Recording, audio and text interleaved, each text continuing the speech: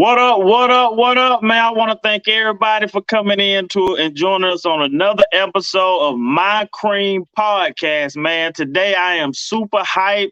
I'm super pumped. We got a special guest. We got a celebrity in the house today, man. We got a celebrity. We got Dr. Tamika Price all the way from Georgia in the house today. Hello, everyone. Hope you all are doing well today. How are you doing, Mr. Patterson? I'm doing great. I'm doing great. I'm excited to have you with us today. Thank you for Um, having me. so look, we ain't gonna waste a whole lot of time. We're gonna jump right into this thing. Okay. Uh, Dr. Price, can you Yes. tell the people just a little bit about yourself, who you are, where you're from, you know, where you grew up at, stuff like that. Okay. Well, I am a Georgia peach, um, homegrown, Southwest Georgia. If you blink, you might miss us. Home of the Miller County Pirates. Colquitt, Georgia is my home where I was born and raised. Um, since I have relocated, I am now in Atlanta, Georgia, but Colquitt will always be my home. And sharing a little bit about my journey, it's an interesting journey. Actually, I talked about some of it in my first book, which is Rediscovering Passion and Purpose in a Crisis. Hold And on now, hold on. You ain't just gonna hit us over the head like that right there now. Come on now. First book, so that means there's more books out there. I'm actually halfway finished with my second book. It's called Rahab's Tears. And it kind of picks up with this second journey of my life, where we've kind of made it through trying to figure out about career, etc. And now we're journeying through, the grown folk stuff. And Okay, okay. so, yeah, so hopefully that one will actually be finished by the end of this month and ready for sale at the beginning of next year. Hopefully, I'll be participating in a national business expo for women beginning in April of next year. So definitely want to have it completed. Yeah, want to have it completed and ready for purchase by the time I go to the first expo in Phoenix next April. So now let me So, ask you this right here now. uh So now we know you. Now we know you from Miller County. You from Colquitt, Georgia. Now that one day you just wake up and all this just came out the sky for you. yes and no. Growing up in a single family home, just me and my mom, growing up in small town USA, you don't really have, you know, big inspirations and so forth. So you're just like, mama went to work, she, made a living. And at the core, that was pretty much what I was taught. And as I got older and I started, expanding my reach in high school, I started kind of journeying and networking with people who were, you know, going to college or they had these different kinds of jobs. And I'm like, well, how did you do that? What did you go to school for? College was something that wasn't really, talked about much. And so I am a first generation college graduate. I'm the Mm. first one in my family with a doctoral degree. And so I would tell anybody networking is very important because not only do you get to just really expand career wise, but sometimes you run into people who actually can help cultivate those dreams. And so for me, my mom, she always believed in me and so forth, but I was able to reach out and expand to other people who can help me to actually carry that dream to the next level. Okay, this is what you need to do to get prepared for college. This is what you need to do to obtain this job and sit on this interview and so forth. And so eventually I came into my own and, started realizing this is the recipe for success for me. Now, that recipe looks different for everybody. And my journey of discovery, which is what inspired me to write my first book, has been about trying to understand who I am at my core. If I took away all of the degrees, the work experience, if I take all of these things away, who am I? What am I passionate about? What am I purpose for? Why am I here? And so when I started really focusing on that, a lot of the things that I started out doing, um, I really don't do a lot of those things anymore, but they are all connected in some sort of way. Being able to um, educate people on different things financially wise, tax laws and those types of things. All of that started with, the desire to do something that I could use numbers with because I always have been a math whiz and So and now being let me ask organized. you this. Let me ask you this. So Hmm. now doing the taxes or being in that industry, was that there before you started your educational empire, or did that come later? It actually came, well, I say later. My bachelor's is in accounting. And Mm. so when I first started college, I honestly didn't know what I wanted to do. I just knew I wanted to do something with numbers. And by the time I finished my second year of college, I said, you know what? I think I'm going to go into accounting because I like numbers, and I'm neat. But when I finished my bachelor's degree, I didn't go right into taxes. I worked in, different areas, and then I decided that I wanted to, um, at the suggestion of my master's degree instructor, take a course sponsored by the FDIC to become a certified money smart instructor. And one of Ooh. the things they Oh, did. now, hold now. Hey, you just dropped some I ain't never heard of, okay? And I've been around for a minute. Now, explain that to us. A money it's instructor. it's a course, and it actually was somehow embedded. It's been literally over 10 years ago, almost 15 now. Mhm. That was embedded into my master's degree program at Albany State. Go Rams. Shout out to the Um, Rams. that's right. That's right. That's why I received my master's degree. And one of my professors suggested that I actually take this course called, I think it was actually called FDIC Money Smarts. And basically, what they do is they just teach you about, taxes. Um, it's basically like an economic course on personal finances. Okay. I think it was probably like a 6 week, 8 week course or something like that. And at the end of the course, you're considered a certified FDIC Money Smart instructor, which means I get to go around and teach others, about personal finances and how to prepare taxes and those types of things. And so that's how I actually got into wanting to actually do taxes. And, I was already pretty much doing my own taxes. But, sometimes when you grow up in an environment where all you've been taught is to go to work and get a good job, keep that job, retire that job. Entrepreneurship is kind of like taboo. It's something that's not really discussed.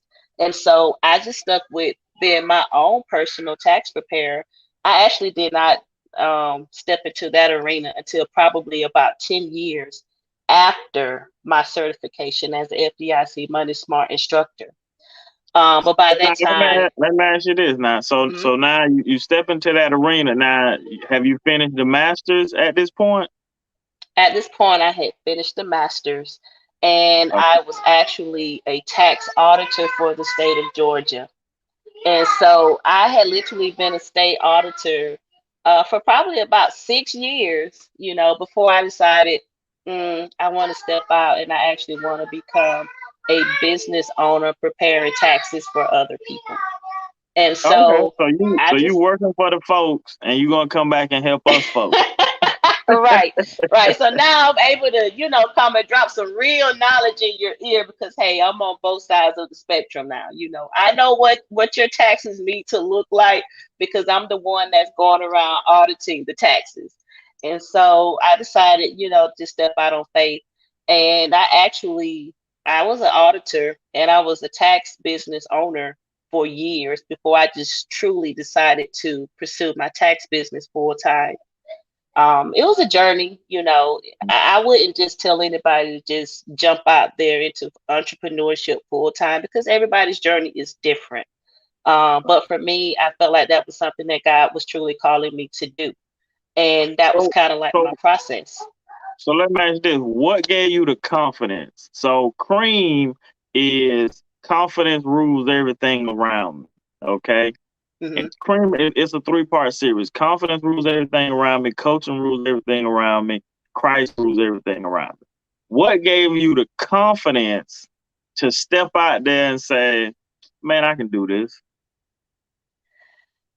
It took some time. And honestly, I was literally sitting in my chair one day. I was working from home and I was Mhm. like, God, this is just not fulfilling. There's got to be, something more for me. And so I was just journaling, on my tablet, and I was actually listening to an episode sermon on television, and it was like a light bulb literally just went off in my head. You need to Mm. open a tax business, like literally. I can't even really explain. Um, and at that time, I think my confidence was there because sitting in my chair that August of 2014, I Mm. decided I wanted to open a tax business. In January of 2015, I opened my tax business. And so I think over the years, building up that confidence was something that took a lot of time for me. Being able to go out though and audit, big business clients and so forth and sit down and being able to actually converse with them one on one, it built my confidence. And hey, you need to know your laws. You need to be able to hold conversations with people, be able to look them in the eye, one on one and say, hey, this is what you need to do. This is not right. All of those things took time for me. And I really felt like working with the state is actually what built up that confidence in me to be able to step out on my own. Because now I was bold enough to say what I need to say and do what I needed to do. And when I thought of the idea, I think that was kind of already in place. Wow. So now you open up the tax business. Was there anybody? Did you have a mentor? Did you have a coach? Was it somebody that guiding you along the way? I think that my godmother, she was very instrumental in just, helping me to actually, just be confident. She was a business owner herself. And so she knew the challenge that I was facing as far as, wanting to opening a business in a small town where everybody knowing you was actually more of a challenge than people think. And so just being able to actually have somebody to kind of coach me, not so much as on the logistics of it, but just to keep my head in the game and to help me to stay confident and stay the course. Because when you're starting out, 50% to 75% of businesses don't make it through those first 3 to 4 to 5 years. And Right. so those are your challenging years that really challenge you and test your patience and what you really have, or do you have what it takes to stay in the game? And so just, her being on my side, keeping me, hey, just stick with it. You got this, don't give up. Of course, it's hard. Anything new, it takes time. And so I think, her having her business acumen and just being spiritual, that really helped a lot. Okay, okay. So now let's do a recap. So Hmm. you from Southwest Georgia, you from Miller County, Hmm. you graduate, you go to you went to Albany State first, right? I went to Georgia Southwestern and got Georgia my Southwest. bachelor's, and Got then your back. Albany State. Then Albany State. Then you go work for the man, go work for them folks. Then you leave the folks, you come back, you say, I'm gonna help my folks open up a tax business. Hmm. You got your coaching, you got now at that point, have you started the doctorate degree? Yes. I actually started the doctoral degree, I think 2009 or 10. Um, and I had it's like everything was just happening at one time because I actually started working as an auditor and I was working on my doctoral degree at the same. I started both of them pretty much around the same time. And Okay. so I was juggling, you know, my full-time job, and I was juggling my doctoral degree. And then when I opened up my business, I was still working on my doctoral degree, and I was still working full time. And now I have a business. So it's like I was juggling, and I was still a single mother, you know. And so it was like I was just juggling so many things at one time. That I Man, was like, God, I just don't know if I'm going to make it. And so you have to have that support system, though. You know, you have to have that support system to stay mentally tough because it can get to be a bit overwhelming. wow. Now that listen. You got a testimony. You got a couple testimonies in there that you can Mhm. go in to any church on Sunday and preach on right You know, people but not ask me, I'm sorry, go ahead. so now like the endurance. Because most people, like, so I use myself for example. I got my bachelor's and then I started on my master's. Mm, And right now I am probably one, maybe 2 semesters from having my MBA. And then I switched out and I said, I want me a teaching degree. You know? And so I started all the way back over, working with the teaching, and then I was like, man, listen, I don't even need no masters no more. So and I don't even know what stopped me, you know. But how did you continue? How did you have the endurance? Like, what's the motivation for you to keep going through all of that? You know, if I would have, what I'm about to say, if I would have had this years ago, I probably could have saved myself a lot of headache. But when you are aligned with your passion and your purpose, God gives you a grace to be able to handle Mm, things. mm, And it was that grace that kept me, you know, because you're talking about a single mother with 3 children, a full-time job, a business, and working on a PhD. And it was like, you know, there were times where I felt like giving up, don't get me wrong. Um, I think that people, you know, when they get tired, they want to quit. But that's when that grace steps in to help you keep going. Right. You know, and I'm talking about there were times, there was literally one time where I sent a message to my district chairperson and I said, I'm done. I quit. I just can't. And she picked up her phone and she called me and she said, Tamika, you're 95% of the way there. The half the battle is literally won. Why are you quitting now? And I said, I'm tired. I just don't feel like I can do anymore.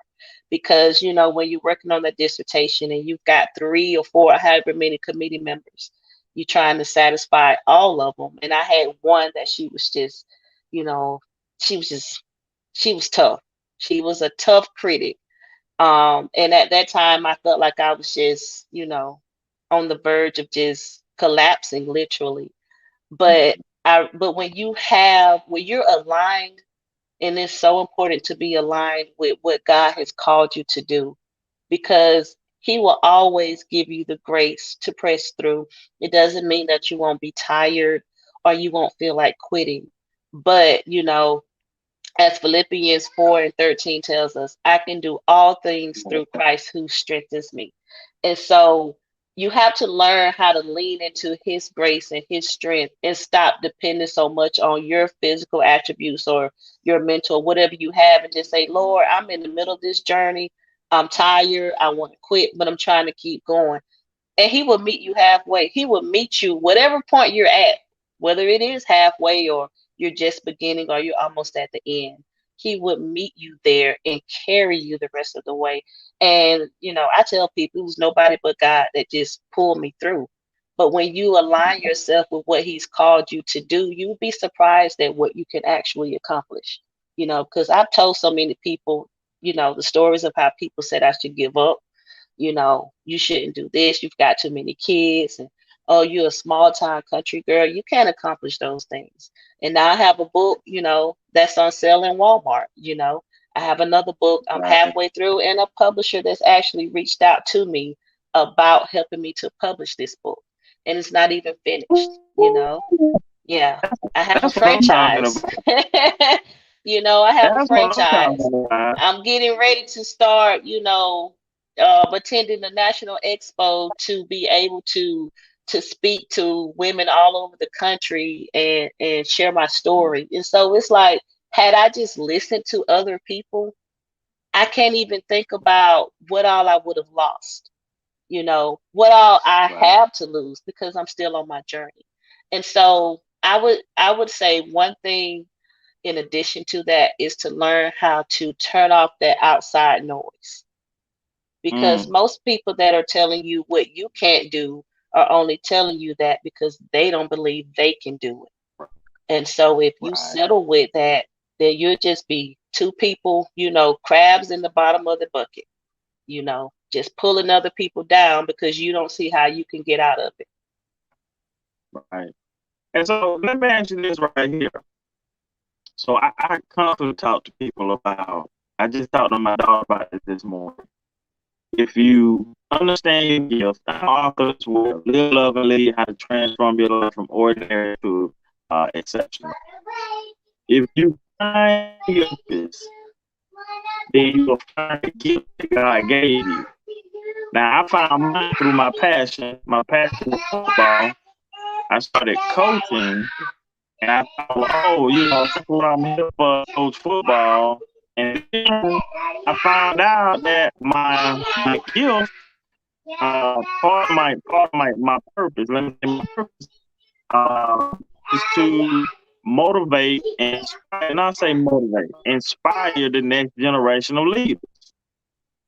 And so Mhm. that's what I've been doing. And all this other stuff came with it. Now, what would you advise people on? How do you find your passion? Let's start with the passion.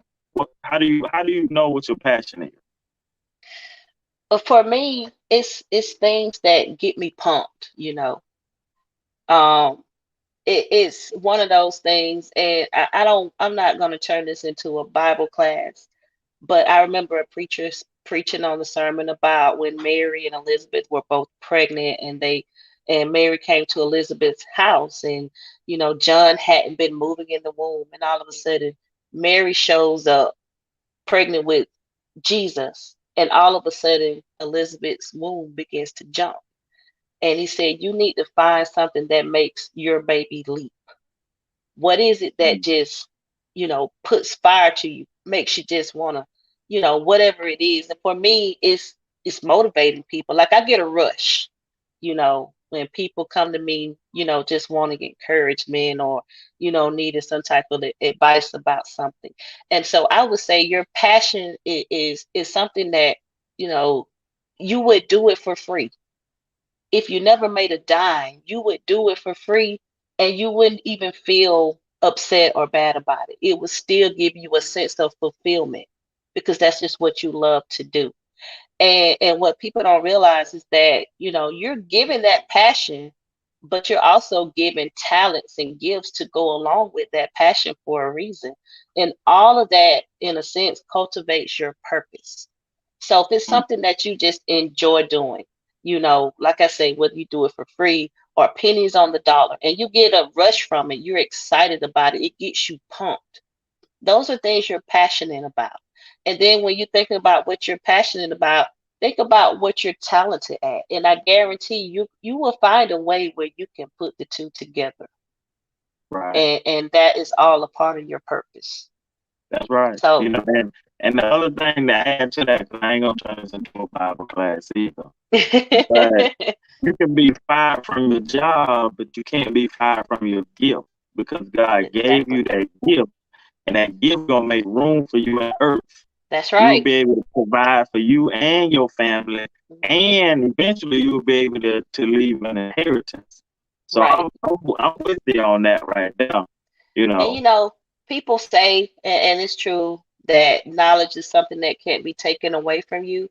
But when you think about your passions, they can't be taken away from you either. What you're naturally gifted with, it can't be taken away from you either. So that's why I like to say strip yourself down to the core. Take away the degrees, all that stuff. That makes you who you truly are, at your core. Because even if you don't have the degree for something specific, you still have the passion for it. You still have talents. And so I think that a lot of people, especially this younger generation, they're so focused on, oh, I just want a job that makes a lot of money. But Right. then as they get older, like us, you start saying that money is, it's okay, but you need peace. You Right. need some peace at night. You want to be able to sleep. It's not all about money. And so I tell people, if you chase your passion, then prosperity will chase you. Because Mm, if it's something you're truly passionate about, you're going to put your all into it because that's what you enjoy doing, you know. And so if the only thing you're chasing is money, then you're setting yourself up for failure because it's right. not, the aspect of life does not truly lie in what you have materialistically, but it's about what lies within you. And so I'm working on an alignment seminar that I would like to do at the end of this month. And one of the things that I'm focused on teaching is helping people to align themselves. You know, think about your passions, go back to the core, of who you truly are, and then start making decisions from that point. Don't make decisions from the outside in, make decisions from the inside out, and then you will see your life unfold in an entirely different direction. Man, listen. We getting some gems dropped from the doc today, man. The doc came on here dropping some gems today. So, doc, let me ask you this now. So, we, you got. So let me recap. You got tax business, author. You're doing a national tour. You got the seminar at the end of the month. Hmm. Now, how do you find the time plus mom? Okay, Yeah. how do you find the time to make all this happen? Ugh, s- scheduling as best as I can. I try to stick to a schedule. I try, but it's so much going on that it's like sometimes some stuff just got to get in where it fits in. But I have to have a reminder. I have reminders everywhere, sticky notes, my cell phone. I just have to, my email is going off and I just have to, but I try to stick with the schedule because I tell people that if you don't have some type of structure, you know, it's really not gonna work the way you want it to because you're gonna find yourself just stretched thin because you have so much going on. And then one other thing is I try not to overextend myself, which is probably like you got a lot going on for somebody that's not overextended already. But I try not to overextend myself too. So Okay, okay. it's like you Now, just have to know your capacity. right, right. I'm with you on that. Now we got this season about to come up, and I know it's about to get real hectic for you. So I'm glad I could get you on. So we got this tax season come up. What do you want people to know that they need to start doing right now in preparation for that? Ugh, briefing yourselves. I always tell people, don't depend so much on your tax preparer. Some things you definitely want to know for yourself. And this season coming up is going to be different because so many, tax laws have transpired throughout this year. And so I like to tell people just brief yourselves. You don't have to actually know it verbatim, in and out. You have to know it in your sleep because some of it is Greek. But I always tell people to just at least know a little bit of it. Just kind of prepare yourselves because you don't want to sit down and you're thinking you're going to get this astronomical refund and you find out, oh, well, this is all I'm getting. For instance, with this advanced child tax credit, some people were getting the advance throughout the year. Well, July through December, this is the last month to receive it. which means that their refund next year will be reduced dollar for dollar for the amount that they actually received this Mm. year. So when you file your taxes in 2022 for the calendar year 2021 and you receive those credits, then your refund will be reduced by whatever dollar amount you actually received in the calendar year 2021. And I don't think a lot of people, are quite understanding that. Most people just see, hey, you can get some of your money now. Do you want it? But they don't read the fine print. And Right, so I like to tell people just kind of verse yourselves on some things, just glimpse the IRS website, or they put a lot of good information on their Twitter page also. And so, you don't have to know everything word for word, but you do want to just know enough. right. Okay, okay. So now, what would you advise people on how to choose a tax preparer? I What should think they look for? a lot of people actually use word of mouth. Most of them are, "Hey, girl, who did you let do your taxes this year?" or whatever. So I would say if you're going to go that route, at least let it be someone that you trust their opinion. As a friend of mine used to say, "I trust who you trust."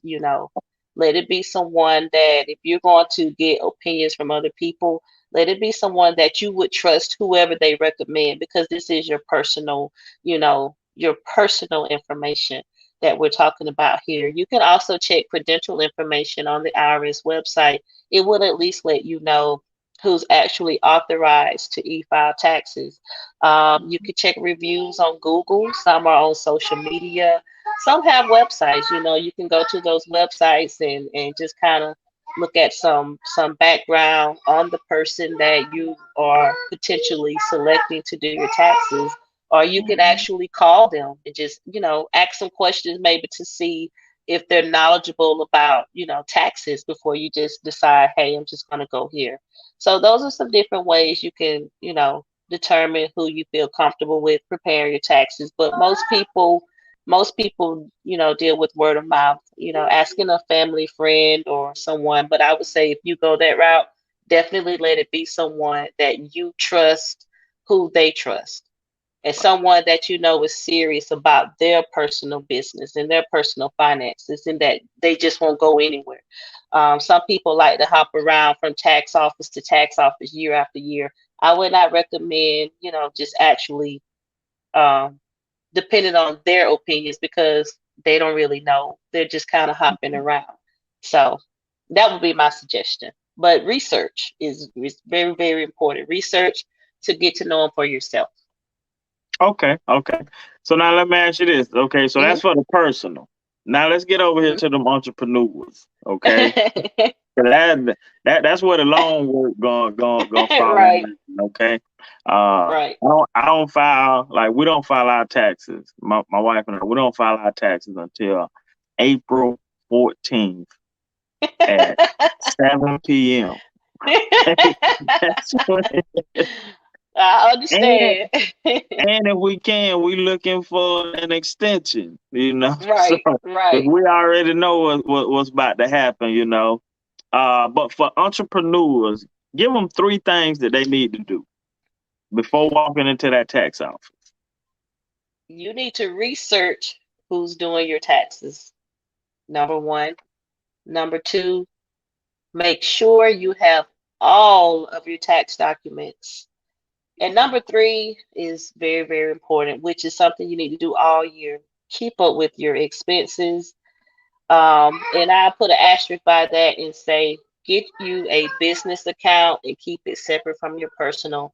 I can't tell you the number of people who have one account, one bank account, and they're doing everything out of it. And so when somebody like me is sitting down going through these bank statements, we're having to cipher through, what's personal and what's business.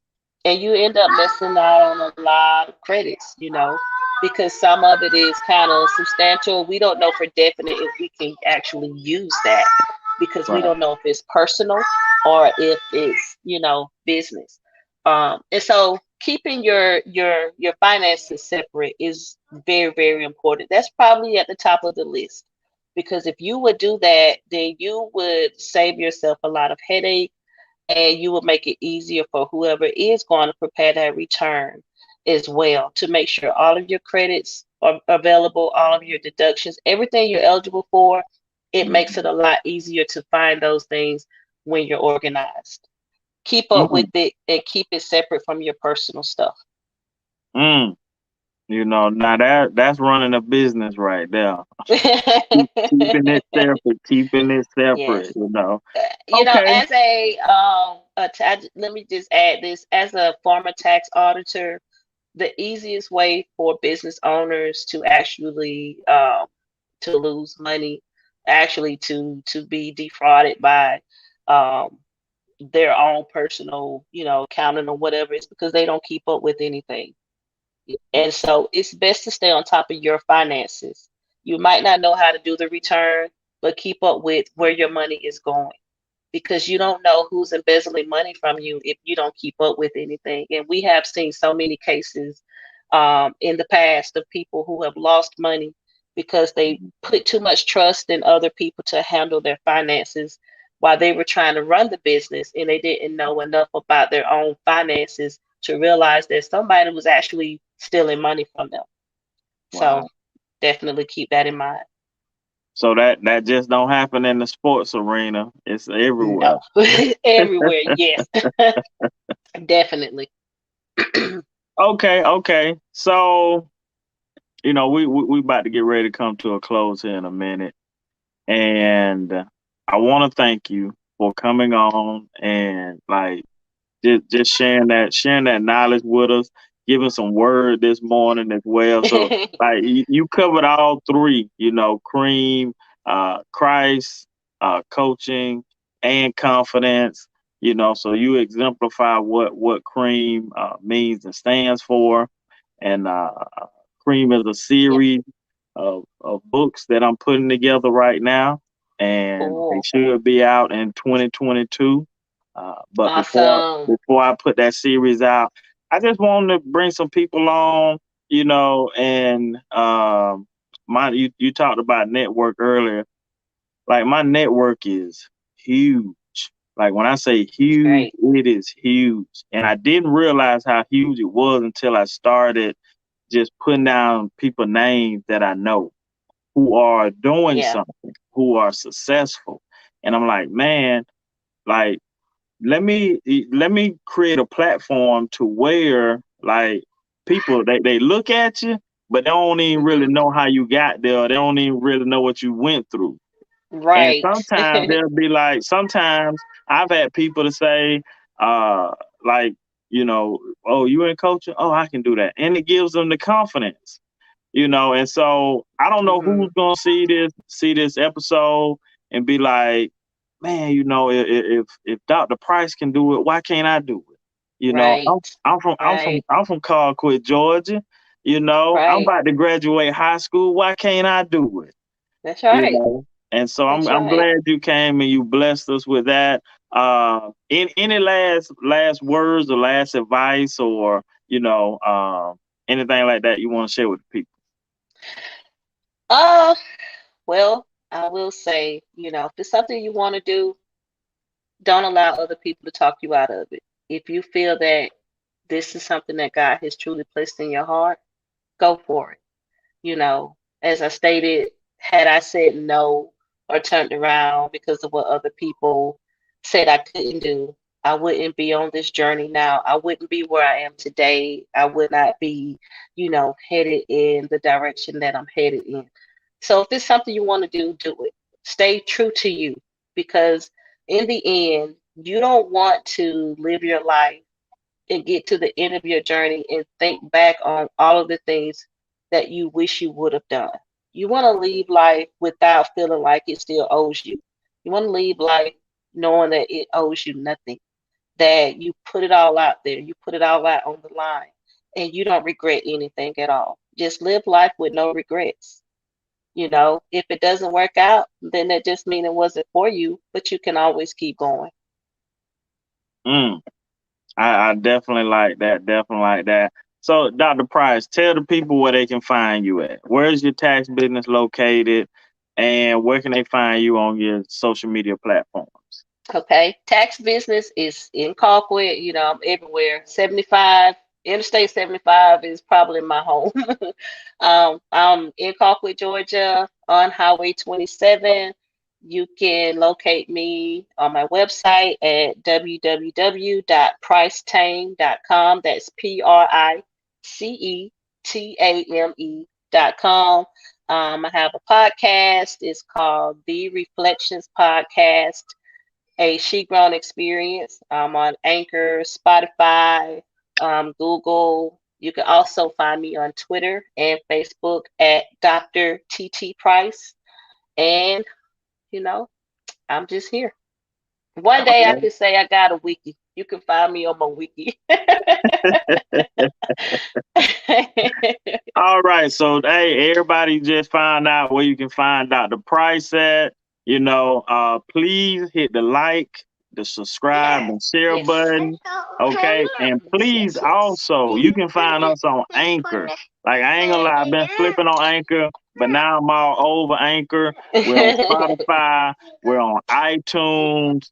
I think we just got on Buzzsprout. I believe that's the name of it. But we're Cool. on Facebook. You can find Michael Patterson, or you can go to the Impact Media channel. You can find us on Instagram. You can find us on Twitter at Coach Pat239. My Instagram handle is, I believe it's at the Impact Group or at Impact Group. That's MMPAK GROUP. And then also you can find this recording on YouTube, and that's at the Impact MMPAK Media channel. So please go there, subscribe, hit the like button, share, all that good stuff. All right, Dr. Price, once again, thank you. Thank you. God bless y'all.